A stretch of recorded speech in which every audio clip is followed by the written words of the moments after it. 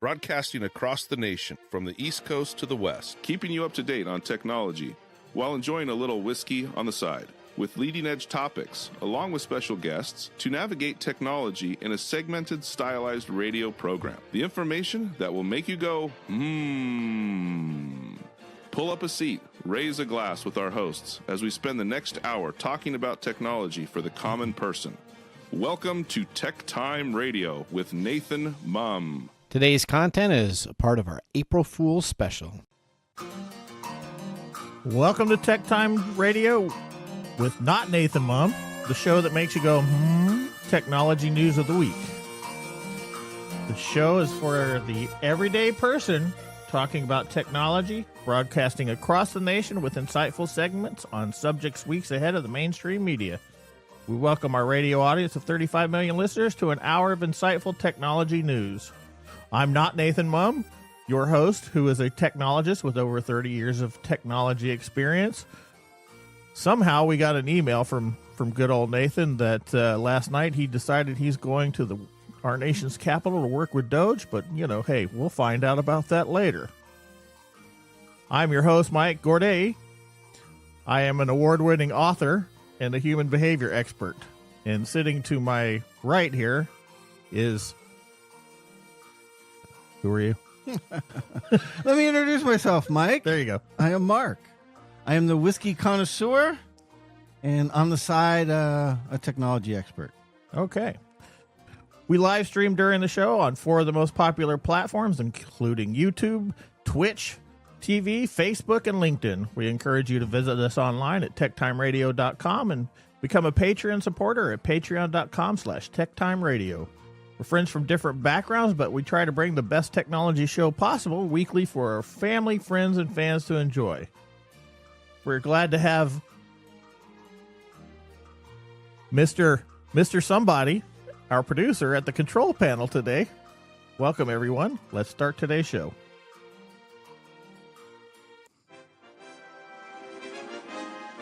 Now on today's show. Today on TechTime Radio, we're going to dive headfirst into the cutting edge, the curious, and sometimes the downright unbelievable in the world of tech. On today's show, how an AI tool helped uncover a groundbreaking treatment for a rare disease. We'll discuss the controversy surrounding 23andMe's court win and their unfortunate ability to sell DNA data and what it means for your privacy. Then Elizabeth Bieniek, a leader in tech innovation, joins us to share her journey and insights. Plus, we'll explore Signal in depth to see how this chat app, all in the news now and used by U.S. officials to share strategies and introduce the futuristic microchip manicures turning your nails into QR codes. In addition, we have our standard features, including My Mesmerizing Moment, Technology Fail of the Week, and possibly a Nathan Nugget. How are we going to do that one? All things are possible in the world of media. Or just bash a nugget on Nathan's head. We'll just bash Nathan with a nugget. For him ditching us today. And, of course, we have our pick of the day whiskey tasting to see if our selected whiskey gets 0, 1, or 2 thumbs up at the end of the show. And it looks like from the spread here, it's one of those spreads. Yes, it is. I wasn't here last week, and you guys didn't miss me, so I thought, well, maybe if I bring more whiskey, okay, you guys will love me. Is that like whiskey goggles, like beer goggles? Whatever I can do to get your love, Mike. Okay, all right. Well, now it's time for the latest headlines in the world of technology. Here are our top technology stories of the week. Welcome to our technology stories of the week. Story number 1.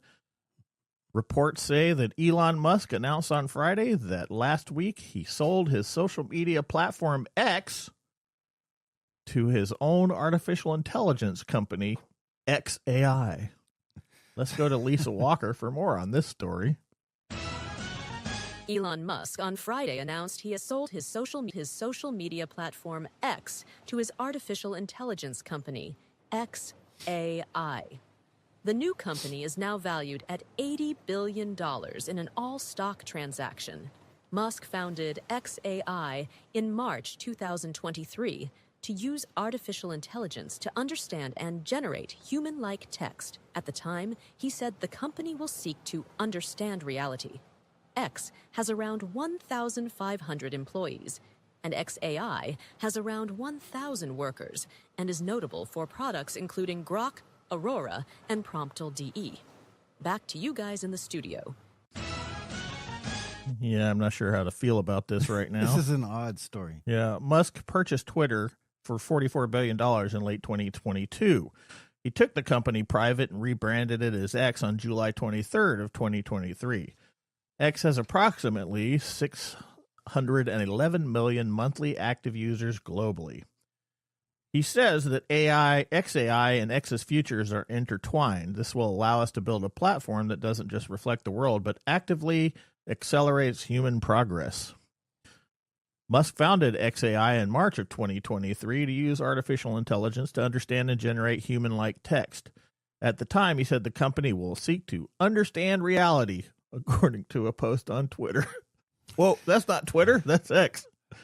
In February, investors led by Musk have offered $97.4 billion to take over OpenAI, the artificial intelligence maker of ChatGPT. He says it's time for OpenAI to return to the open source, safety-focused force for good it once was. We will make sure that happens. You think that's why he wants to buy OpenAI? No. Doesn't he have his own AI? I don't think he wants it. Maybe he wants an AI that actually works. Maybe. All right.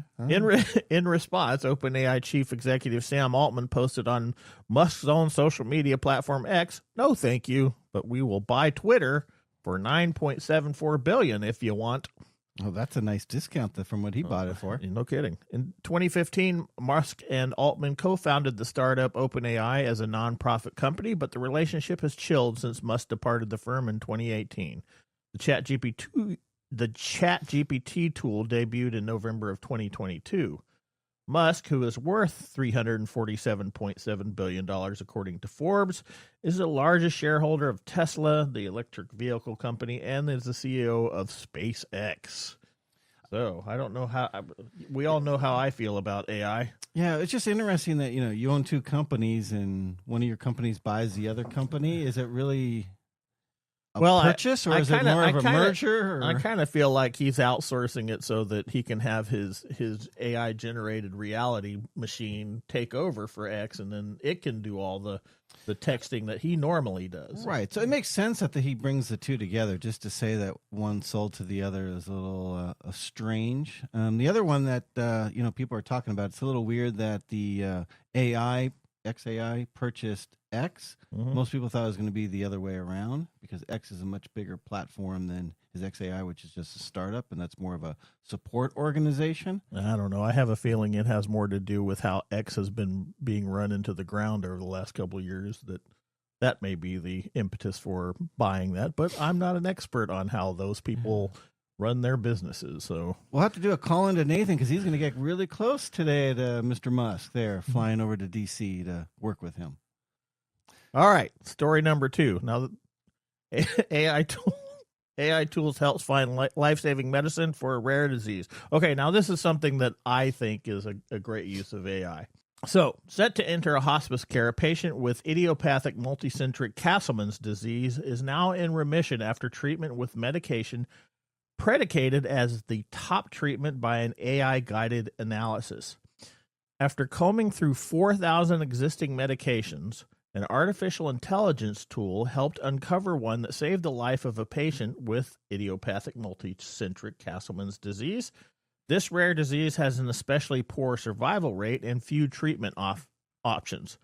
The patient could be the first of many to have their lives saved by AI prediction systems, which could potentially apply to other rare conditions. So, Mike, how did this work? Did it actually just predict what it thought the medicine would be, or did it actually develop a medicine? Now, how I understand this works is that it set the AI to go through all the pharmaceuticals that were available, find out which ones had side effects that worked as a treatment for this a similar disease, and then it prescribed the medications based on the side effects, and the side effects put it into remission.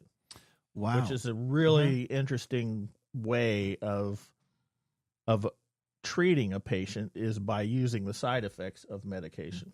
And that's something that human people trying to do would be almost impossible, to go through everything of that kind of scope and size, going through that size of data. Yeah. This is one of the reasons. This is one of the things that AI should be doing. It shouldn't be doing AI girlfriends, and it shouldn't be doing AI therapists, and it shouldn't be doing AI art and AI writing books. It should be helping medical professionals cure diseases. So it sounds like, from your description there, it was humans using it as a tool to a system versus it trying to replicate a human function. Yeah. So, with Musk trying to understand reality, I guess, that is a very good way of looking at it. So, detailed in a new paper published in the NAJM, a group led by researchers at the Perelman School of Medicine at University of Pennsylvania, they used the AI technique called machine learning to determine that, well, I'm not going to say that because I can't pronounce it, a monoclonal antibody, which is FDA approved to treat conditions ranging from arthritis to Crohn's disease, was the top predicted new treatment that is likely to work for IMCD. The physician of the patient in the study, Luke Chen, MD, a hematologist in Vancouver General Hospital in Vancouver, BC, decided to try this TNF inhibitor for the first time on an IMCD patient. Ooh, came from Canada. Well, that's where the patient was. Nice. Go Canada. Okay. The patient in this study was entering hospice care, but now he's almost 2 years into remission. This is remarkable, not just for this patient in IMCD, but for the implications it has for the use of machine learning to find treatments. The process of using an existing drug for a purpose other than its initial intent is called drug repurposing. Many diseases may appear very different in symptoms, prognosis, or even cause, but they could share underlying links in the body, such as common genetic mutations or molecular triggers, and can therefore be treated with the same drug. The AI platform used in this study was built upon pioneering work by study co-authors Chunyu Ma, a research assistant, and David Kozlicki, an associate professor of computer science and engineering biology at the Huck Institute of Life Sciences, both of Penn State. The patient described in the study was headed into hospice care because multiple treatments had failed him over time. While Castleman's disease is relatively rare, about 5,000 are diagnosed in the U.S. each year, the findings of the study could save the lives of many more. Do you know if they've gone beyond just one patient at this time? No. Okay. No, it doesn't look like. I'm sure there's going to be a lot more testing. One of the reasons why they were able to do this was that the patient didn't have any more options, so they were allowed to move forward with this based on that. Yeah. Where I find this very interesting is that a lot of our famous drugs that are used now for a particular application have been this side effect type treatment, but it's taken a long time to figure that out. Yeah, well, it's interesting because one of the things that you notice when you see folks that are taking treatments is that you have the primary treatment pharmaceutical, and then you have another pharmaceutical that treats the symptom or the side effects of the first one, and then you have a third one that treats the side effect of the second one and the first one. And so you have this long list of you get people who have a long list of medications because of all the side effects, and then you have this drug cocktail that nobody really knows what's going on. So very interesting. Yeah, that's pretty cool. Now this is where I do find AI to be a boon to our society. Otherwise, AI just sucks in general. Yeah, that's kind of what James Riddle was talking about a few episodes ago. Yeah, it can be used for, mass destruction, genetic resequencing that can be destructive, and yet there's so many positives that it can do in diagnosis and treatment. Yeah, exactly. All right, let's move on to story number 3, unless you have anything else to say about AI. No, I'm done with AI. I want to go to data breaches. Okay. I miss those. We haven't talked about those in a while. Well, we warned you. Not too long ago, we talked about 23andMe being caught up in some legal things. Well, your genetic DNA is going on sale to the highest bidder. The company 23andMe has won court approval to sell its most valuable asset, your DNA data, despite growing concerns over privacy and security. A U.S. bankruptcy judge, Brian C. Walsh, allowed the company to proceed with an auction, but extended deadlines to give creditors more time to review the sale. Hopefully that gives people time to get their data out of there. Well, as part of the sale process, 23andMe originally set tight deadlines, requiring potential buyers to submit final offers by May 7th. Nevertheless, Walsh ordered a 2-week extension, allowing creditors more time to assess the deal before a final decision. A lawyer from the U.S. Trustee's office argued that a neutral third party should oversee the sale to protect consumer privacy. Despite these concerns, 23andMe's legal team, led by Grace Hotz, argued that the company's privacy policies already provide enough protection. Meanwhile, state attorney general have warned consumers to delete their genetic data before the sale is complete. This has triggered a rush of users trying to remove their information from 23andMe's website, causing a surge in traffic, which probably means a slowdown on the website, which probably means an overloaded response time. Yeah, I'm just wondering, I'd love to go back and read the judge's decision, how, because 23andMe had legally told the people they would not be selling that data at all.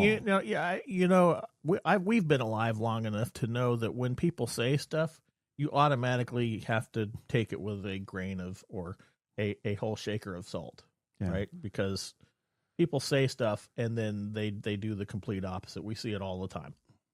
Right, but this has major legal implications. I think this is a really, really,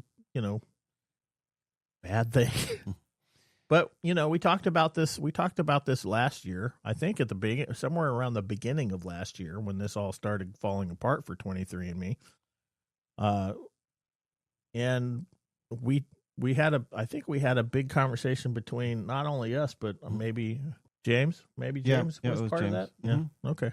Yeah, it just seems the U.S. is going in a direction of anti-consumer protection.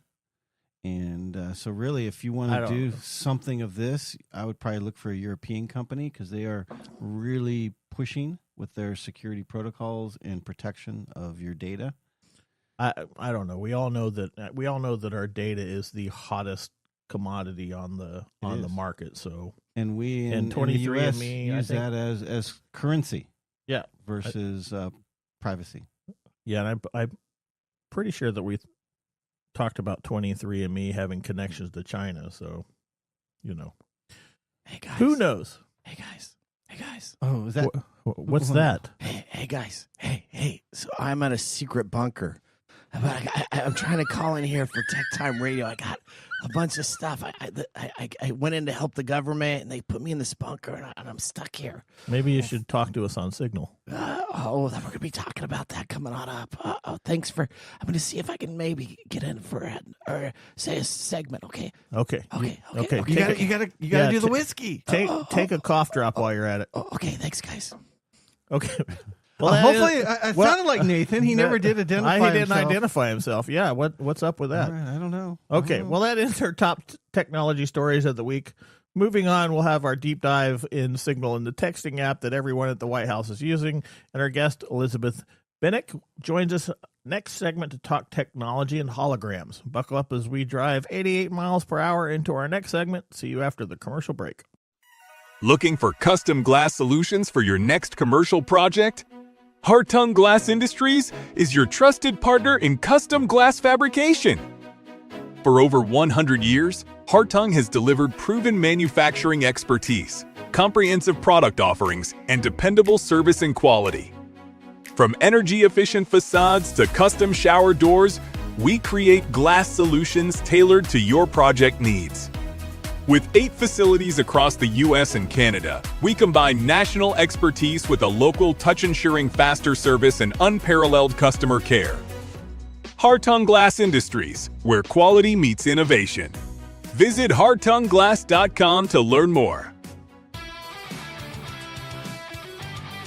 Welcome back to Tech Time with Not Nathan Mumm. Our weekly show covers the top technology subjects without any political agenda. We verify the facts and do it with a sense of humor in less than 60 minutes, and of course with a little whiskey on the side.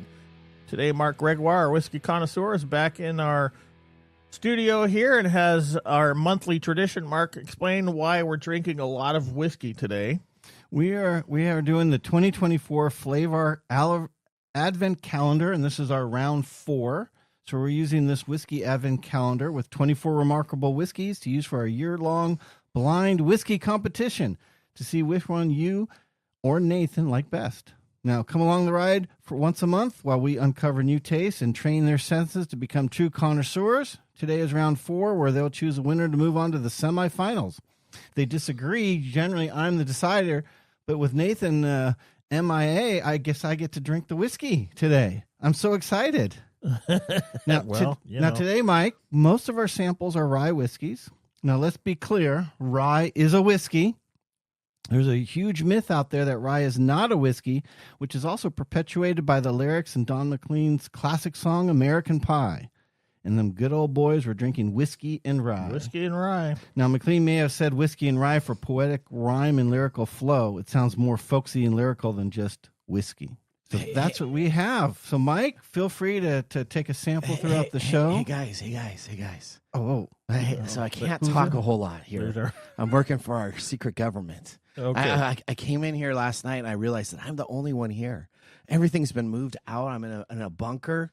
They gave me the shirt when I came in here, and I'm ready to go. They said, just stay down here until everything is clear above. How's the air above this bunker? Are you wearing a vault jacket? Well, this is standard issue here. Standard issue. So this is where I'm going to have to become Fallout jacket. Well, is that what it is? I don't know. So Mark, I can't taste the whiskey. So you're going to have to taste the whiskey, because they said on my orientation that I had to go through. I learned all about Signal, so I'm up to speed on Signal now. Everything that they taught me, I can't have any alcohol while on the job right now. Okay, all right. So I'll cover you on that, Nathan.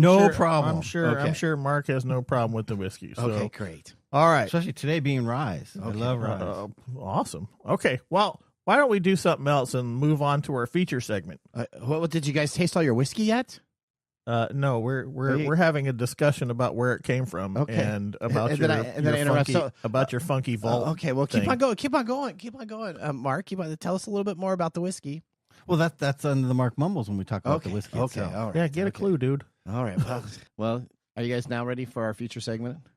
Yeah, I think I said that a few minutes ago. Okay. Yeah. Well, you know what? Let's get ready for our feature segment. Today, we have an expert joining us. All right. This expert comes to us. Elizabeth is a pioneer in technology space, having startups with Cisco's multi-billion-dollar collaboration and security business. Her expertise lies in building and empowering teams that efficiently navigate internal corporate workings to operate, much like a startup, and delivering bleeding-edge products and solution. Now, what if you could enhance our online social interactions by migrating to something that feels a lot more human? Wouldn't that be just great?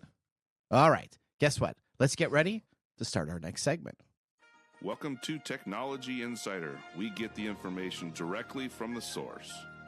All right, Elizabeth, welcome to our April Fool's event. Hopefully you're enjoying our funny group that we have here today. But welcome. Tell us Nathan's madcap. What's that? A stretch to say Nathan's madcap. Hey, I'm in a bunker right now working for the government. I'm the only a lot of liquor behind you. You know what? I'm the only employee here right now employed, because all the rest were let go. So you know what? Are the walls of your bunker soft by any chance? They are. Why? Is that something to be worried about? I just wondered, do you have a jacket with long arms? I do have a jacket with long arms. All right, that's all I need. Right. Okay, Elizabeth, welcome to the show. Where are you joining with us from today?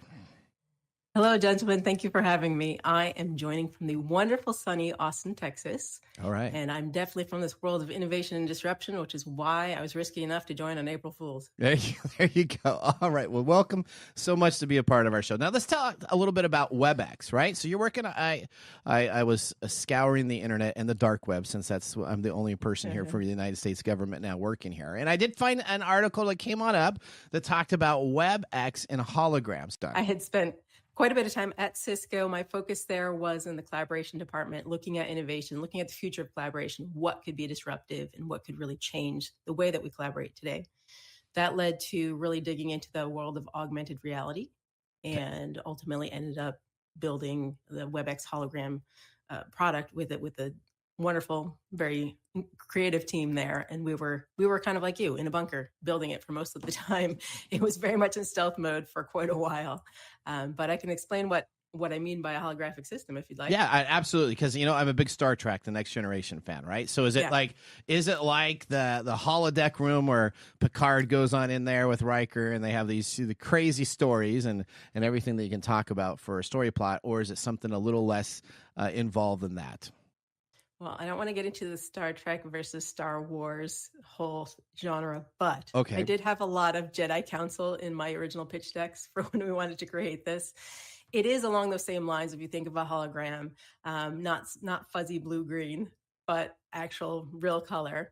And the thought was, right now, if you're talking to somebody on a video call, you're very aware that they're in their location and you're in your location. There's not a lot of feeling of togetherness because there's a screen in between you, you have equipment and a camera capturing this. It's very obvious that you're separate. The whole story behind WebEx Hologram, what we're trying to create, we were going after a feeling. And it was that feeling of being together in the same space, sharing the same space.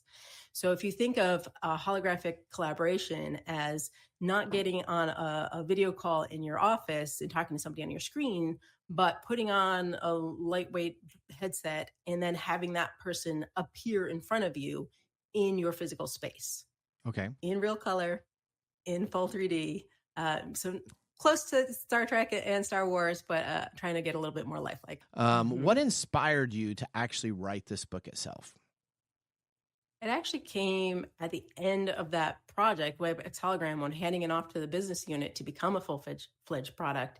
It had been a multi-year journey going from purely the strategy, looking at, what has the potential to disrupt collaboration? Where should we be looking at? Into, well, what could we build? Into building those first prototypes, into getting customer feedback. And it ended up being a multi-year project.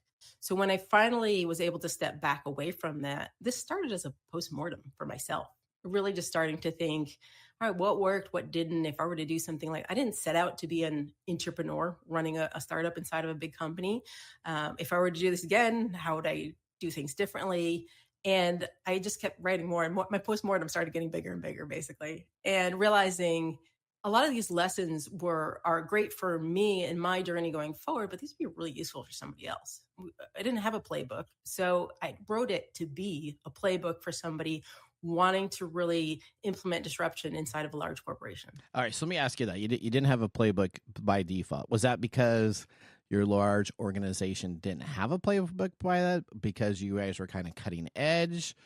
Why was there not a playbook? I'm just going to kind of ask in place first off. And with that, I'll preface that I worked at a large company in the Redmond area called Microsoft that I worked with, and they had no playbooks for anything. I've heard of them. They had nothing either. So as we were working there in the 90s, I mean, it was just the wild, wild, wild west. And I'm just kind of curious if that was the same thing that you had here, or what was a little bit on how your process was for your playbook to do this product. Yeah, I find every big company, I'm sure you encountered this at Microsoft and talking to everybody in the tech space, everybody likes to say that they're innovative. Everybody likes to say that they do things in-house and they build things and we've got the most innovative team. But it's kind of like saying every company says we hire the best and brightest. I mean, nobody goes out there and says we hire the bottom of the barrel. So when it comes to actual innovation and are you innovative internally, everybody has a program, but a lot of times those programs don't actually lead to something. A lot of times they're siloed, they're separate. It's innovation theater is kind of the joke.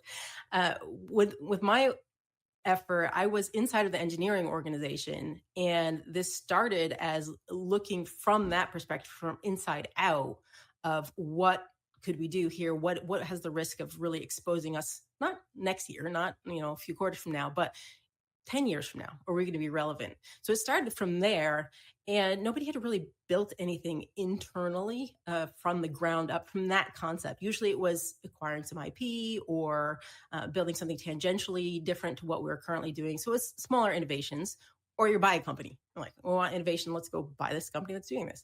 So that was new for us at the time, to do something entirely from the ground up.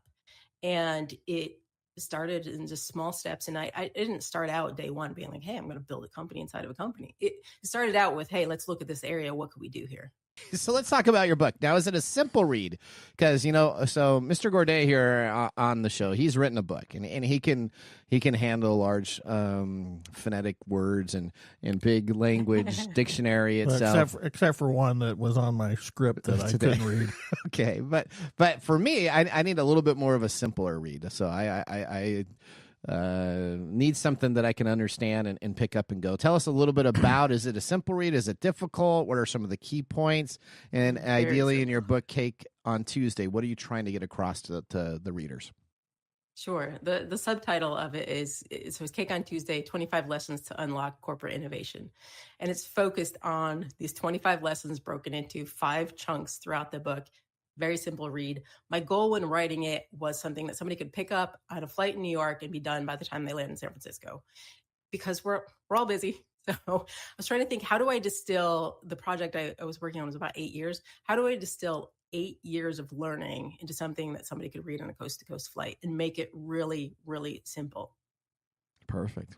All right. Now, where can we find your book? I mean, if I need to find, I'm sure you can find it at the largest bookstore on the internet, but I don't, which doesn't even sell books anymore. It sells everything else, and they have what now about? Amazon. They have That's my primary library. Oh, is that your primary library? Yeah. Every 2 months they just had a special Prime Day just last week again. So, tell us, where can we find your book? Is it available in soft copy, hard copy? Elizabeth, where can we go out and find this?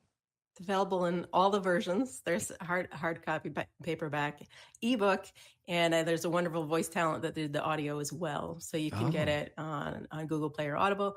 You can also get it at Amazon, Barnes & Noble, Target, Walmart, pretty much any place you can get a book. All right. Hey, Nathan. Yeah, what's that? I had a question for Elizabeth. Sure, go right ahead. So for a lot of our listeners out there that are intrigued, what would be your top couple of takeaways from the book that they would get by reading the book? Sure. I did really break it down into the journey of going through WebEx Hologram. And in my 5 sections, I realized in hindsight, looking back at it, I was really biased towards the start, because anytime you're doing something new, different, innovative, the first 3 sections are largely about different parts of starting. So going from nothing to concept, getting that concept into motion. How do you add oil and reduce friction to get that moving forward? How do you sell it? Well, the first 3 sections are all about that. And then, because I think that's the hardest thing for everybody, quite frankly. And then my 4th section is largely about, once you've got rolling, it's titled Leading Through the Barren Middle. So it's that when everybody hits the slog in the middle, when the going gets rough, when you're just, okay, this isn't how I expected it to be. It's not so exciting now. How do you get through that? And it's focused more on my leadership journey. So how as a leader do you help your team get through that? And the last section is Insights from the Rearview Mirror, which really taps into those lessons that you don't always get when you're in them, but you see them on the other side.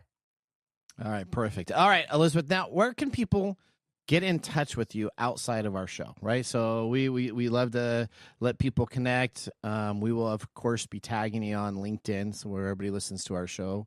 But where else can they reach out to you if they wanted to maybe have you come and talk about your book, or maybe come and keynote speak? How would somebody reach out to you? Yeah, absolutely. You can find me on my website, which is elizabethbieniek.com, and that's how you can reach about speaking engagements and workshops. I also post a lot on LinkedIn under my name, Elizabeth Bieniek. Largely on LinkedIn, I talk a lot about AI, I talk a lot about tech. And then I also have a presence on Instagram at Cake on Tuesday, which is more about the book itself and leadership. All right. Elizabeth, we want to thank you so much for being a part of our April Fool's show. It's a little bit different than what we normally have, so we are all changing positions and having a great time as we do so.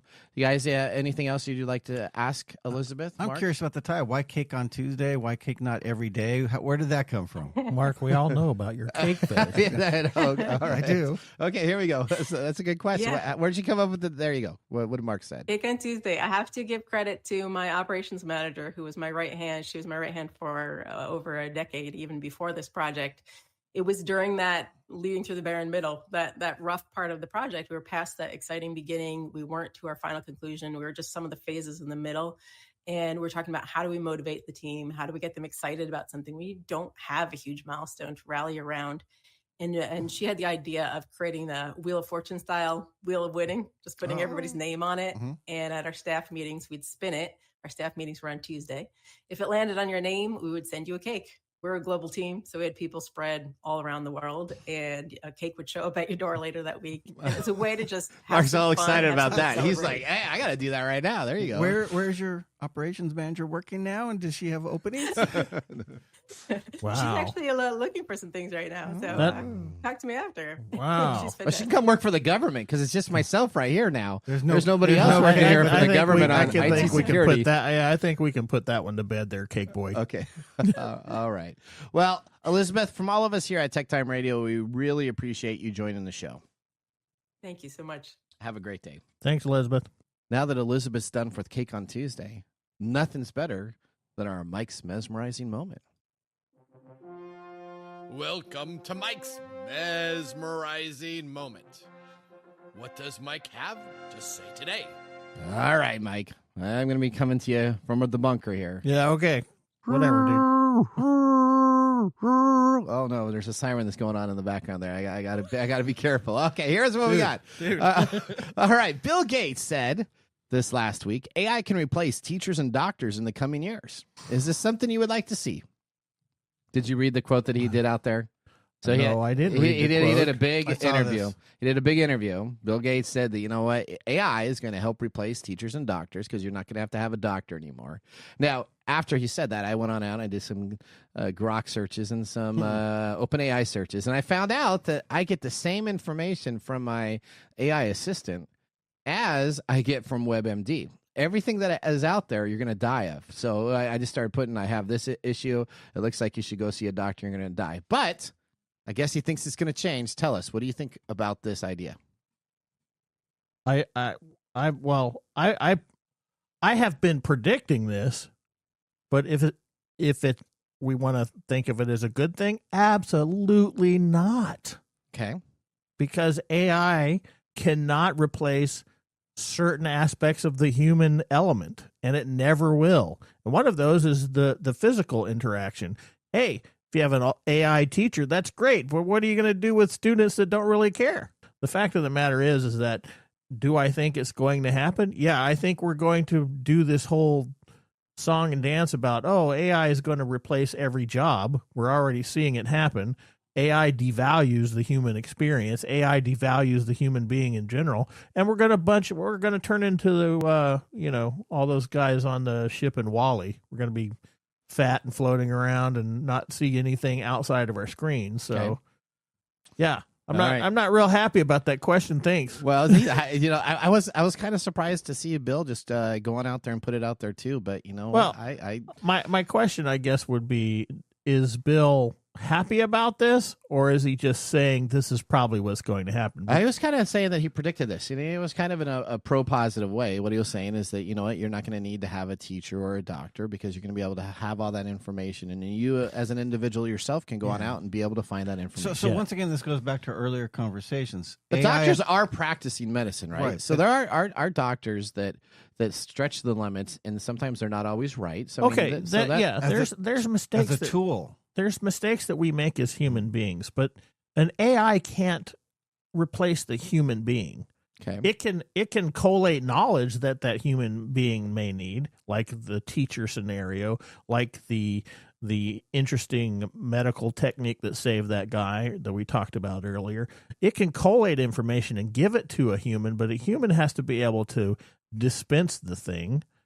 Well, until Elon gets all of his robots out there and it takes over and, whatever. Yeah, but Mike, I think to prove your point, teachers is a good example of this. We all have that special teacher that really changed our life. That won't happen with AI. Number two, you saw during COVID, remote learning. So it's still live teachers, but remote learning and the detriment that brought to the kids at remote learning. Now take away the human element of that and put that by a machine, you're going to have even more detriment. All right. Okay, Mike, thanks for that mesmerizing moment. Up next, we have This Week in Technology. So now would be a great time, and I wish I could be enjoying a little whiskey on the side as we're going to be doing so during the break. You're listening to TechTime Radio with Nathan Mumm. See you guys in a few minutes.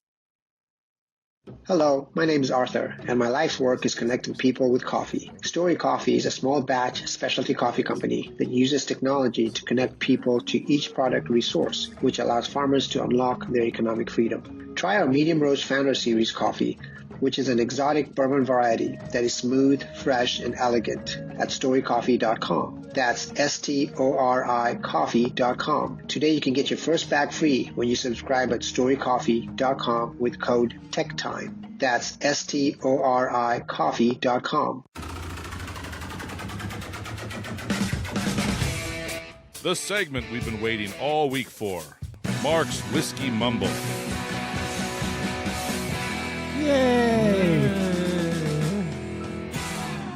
Well, today is April 1st. What are we celebrating today? I don't think it matters. Well, no, it's April Fool's Day, of Well, it course. is, but that's not what I'm celebrating. Oh, what are you celebrating? I am celebrating National 1 Cent Day. Oh, Okay, how is that not an April Fool's joke? It's not. okay. Now, those who forget history are doomed to failure. And keeping this in mind, we celebrate National 1 Cent Day.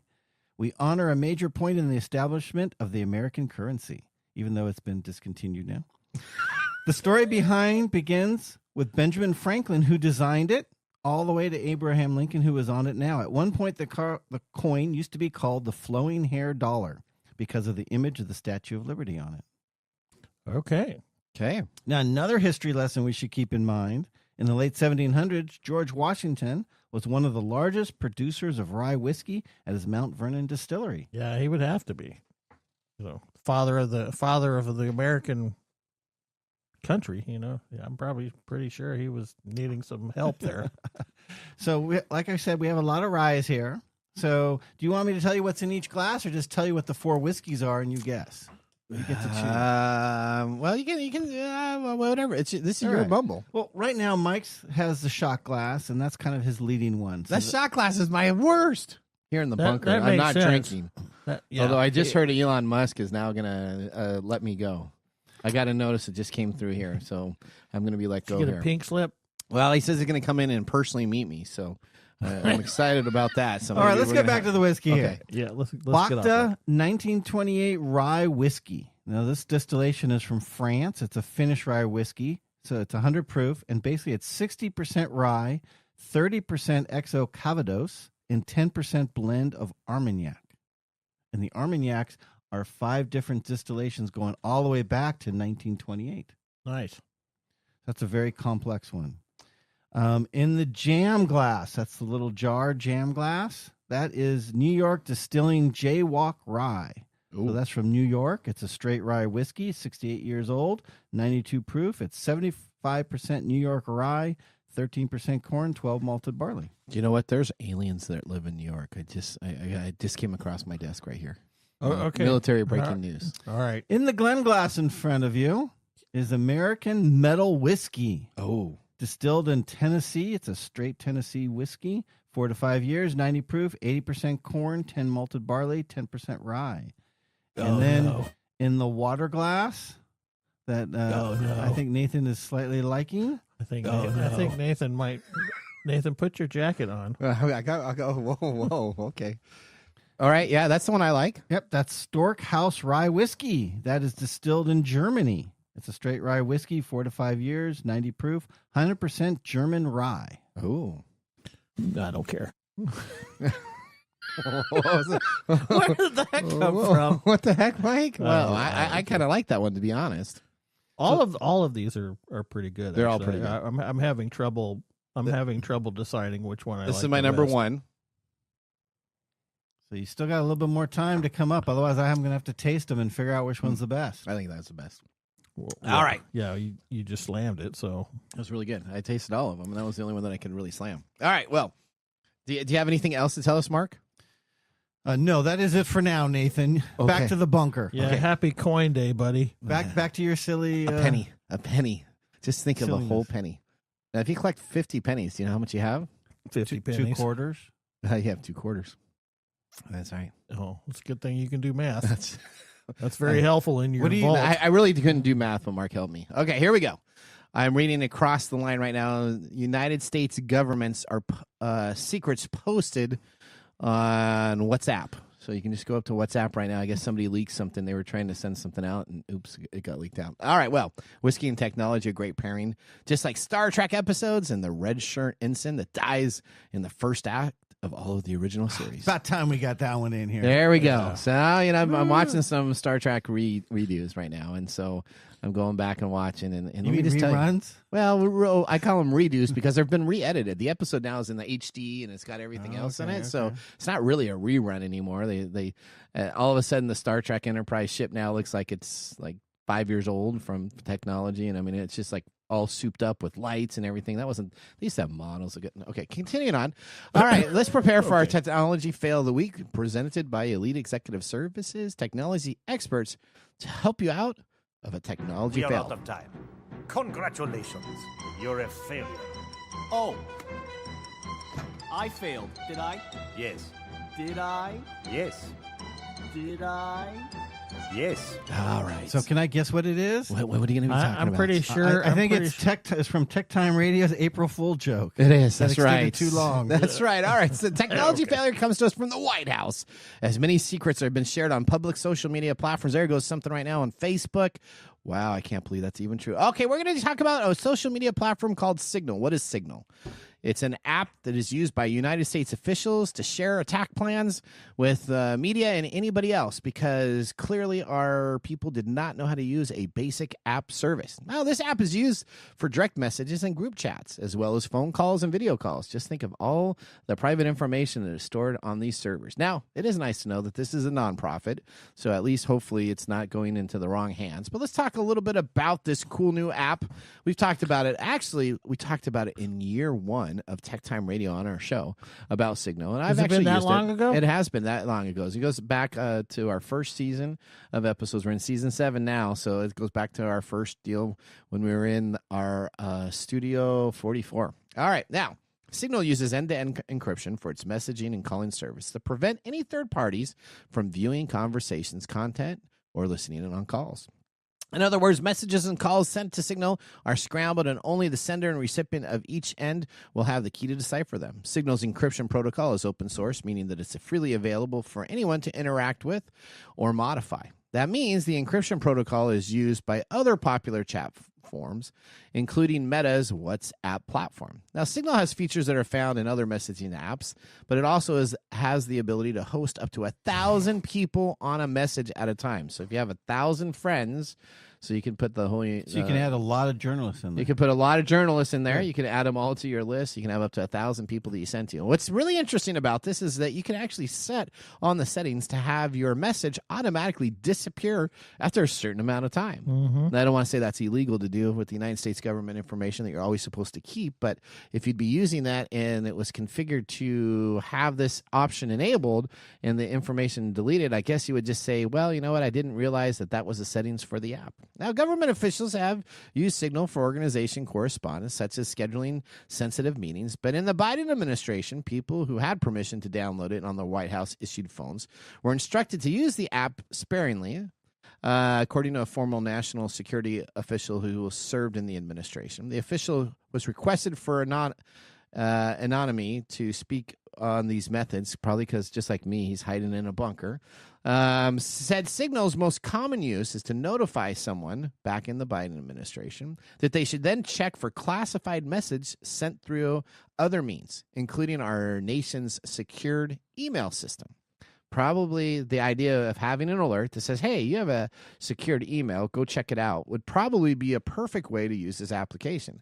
I don't think you should be using it to send information back and forth that are really sensitive because guess what? It is not controlled by our nation's government. It is a nonprofit open source code that's available. Now, who's behind Signal? The app originally dated back more than a decade when it was set up by an entrepreneur who goes by the name of Moxie Marlin Spike. Yeah, that sounds like a real name. No. So the person that even created this doesn't even want to know who their real name is. Who was briefly head of product security at Twitter after he sold his mobile security startup for the social media company. Marlin Spike merged two existing open source apps, the Red Phone encrypted voice calling app and the Text Secure encrypted texting program, to create Signal. Now, according to John Ratcliffe, as of 2025, Signal is installed by default on the devices of most CIA employees, and its usage is covered by standard onboard training, the same training that I had late last night. So here we go. My phone right here is secure with Signal now, so that's the only way I can communicate with anybody outside of my bunker. Oh, that's great because I don't have signal on my phone, so that's It means perfect. We can't talk anymore. That's right. This is what a good day. All right, so we're going to head out to our last commercial break. When we return, we have our Nathan Nugget and, of course, our pick of the day. So sit back, raise a glass. You're listening to Tech Time Radio with Nathan Mumm. How to See a Man About a Dog. It combines darkly comic short stories, powerful poems, and pulp fiction prose to create a heartbreaking and hilarious journey readers will not soon forget. Read How to See a Man About a Dog, Collected Writings, for free with Kindle Unlimited. Ebook available on Kindle, print copies available on Amazon the Bookpository, and more. This is your Nugget of the Week. All right, our Nugget of the Week. You know what? Who needs a smartphone when you can have smart nails? The NFC manicure is the latest trend to bring manicuring to the tech world. NFC stands for Near Field Communication. It's an ultra tiny tech chip that. I'm getting a little drunk in this bunker here. Don't be. What are you doing? So don't be messing with me. I hit this big red button right here. What are you even talking about? Okay, so here we go. NFE stands for Near Field Communication. The NFC manicures are the latest in the nail trending deal. So you can actually get an NFC chip when you go into your nail salon, which I know you do, Mr. Gourdet, all the time. But you can actually get it so that it can open up and have it be used as an NFC chip. I need to go get a manicure so Okay. I can have this attached to my nail. That's exactly correct. Well, they're paper thin, they're weightless and painless. The chip allows you to act as similar QR codes. There are two types of this NFC nail chip. One is a microchip that you can encrypt with data, a website, or a Spotify song. The second type is a blinking light that starts shining whenever your phone is unlocked. Just think of this. I could have my phone on the table, you go and unlock it, and all of a sudden my nails light up and say, poo-doo-doo-doo-doo, just kind of like all the sirens that are going on here in the bunker. What happens if I break my nail? Elon, please don't hurt me. Don't hurt me. What was that? Sorry? What was that? What happens when I break? I think you might have had too much liquid refreshment there. Maybe I have. What happens when I break my nail? Well, if you Does break all your that leg, stuff go away? Am I able to access my bank accounts now? What's my deal? well, guess here? what? It's really nice is that these are normally portable and movable. So even if you chip a nail, you'll be able to take this NFC and put it on your next nail when you go on in for your manicure the next time. Now, the chips are getting even smaller. They're going to be more and more. It looks like this is going to be the new trend for nails, especially for putting on a special light show. I have. Well, do you like this new craze? I have a technical word for it. What's that? It's stupid. It's stupid. It's stupid. Oh, come on! Your next girlfriend's gonna be all lit up with NFC nails, and she's gonna be all. Yeah, no. If I had a date that came in and be like, "Oh, look at my beautiful nails," not only are they beautifully functionally, but they can open my phone and light up. I'm like, no, I don't need a Disney. You don't need that. No, I don't need a Disney light show to go with my day. But like, well, you know what? Let's move on to our whiskey tasting. And now our pick of the day for our whiskey tastings. Let's see what bubbles to the top. All right, what do we have? All right, so in the shot glass, you have the Bacta 1928 rye whiskey, $67. In the jam jar, you have New York Distilling Jaywalk Rye, $45. In the Glen American Metal Whiskey, $45. And in the water glass Stork House Rye Whiskey, $65. Well, I'm a little bothered by this, Mark, because I seem to be enjoying rye a lot more than I used to. So which one's your choice, Mike? I'm going to stick with the Bacta 1928. All right, that seems and Nathan? to be the most. This is my The Stork House Rye Whiskey? Yes, absolutely. All right, so I have to decide. Well, actually, the best one is neither one that you guys chose. It's the one in the jam jar, the Jaywalk Rye. But between the two you chose, how is that not? How is us not to be the best? Who decided the jam? whiskey connoisseur. Now, the one that's going to move on has to be one that you guys chose. So the one that moves on is the Bacta 1928 Rye Whiskey. That was my number 2 choice. My number 3, not far behind, was Stork House Rye Whiskey, which was Nathan's. And the one that was just not drinkable, in my estimation, is the American Metal Whiskey, which is...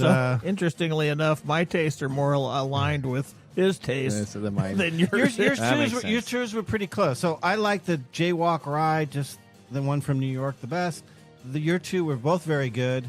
very close. But, Mike, I felt the Baccarat with the Calvados and the Armagnac in there elevated a little bit. It was the most consistent for me. All right. Well, guys, Delicious. we're just about out of time. Welcome to our April Fool's event. Did you guys enjoy this? No. That was so fun. It was fun. It was fun. All right, we It want was to thank. fun for us. I'm curious how the listeners will We'll see how react. listeners love this crazy stuff. So I'm coming to you from a bunker. No, Nathan loves this crazy stuff. I'm coming to you from a bunker. Nathan lives in his own little Star Trek world. That's Right right now. sorry. Right now I'm it's- sorry. It's a Star Fallout Trek world. Star Trek world. That's It right. needs to be a Star Trek world. Not a trek. All right, that's the proper way to say it. So we have spent time to purposely program to say Star Trek. Star Trek, yes. Okay. All right. Well, you know what, guys? We're about out of time. We want to thank our listeners for joining the program. Listeners, we want to hear from you. Visit us at TechTimeRadio.com. Click on Be a Caller and ask a question on our technology talkback recording system. You can always stay connected by signing up on our website and staying up to date on technology. We did move our website to a new site. Bye-bye, HostGator. Bye-bye, InMotion. Or hello, InMotion. So there we go. You know what? From all of us here at Tech Time Radio, remember, the science of tomorrow starts with the technology of today. We'll see you back next week with our normal programming schedule. Bye-bye. Thanks for joining us on Tech Time Radio. We hope that you had a chance to have that moment today in technology. The fun doesn't stop there. We recommend that you go to techtimeradio.com and join our fan list for the most important aspect of staying connected and winning some really great monthly prizes. We also have a few other ways to stay connected, including subscribing to our podcast on any podcast service, from Apple to Google and everything in between. We're also on YouTube, so check us out on youtube.com/techtimeradio, all one word. We hope you enjoyed the show as much as we did making it for you. From all of us at Tech Time Radio, remember, mum's the word. Have a safe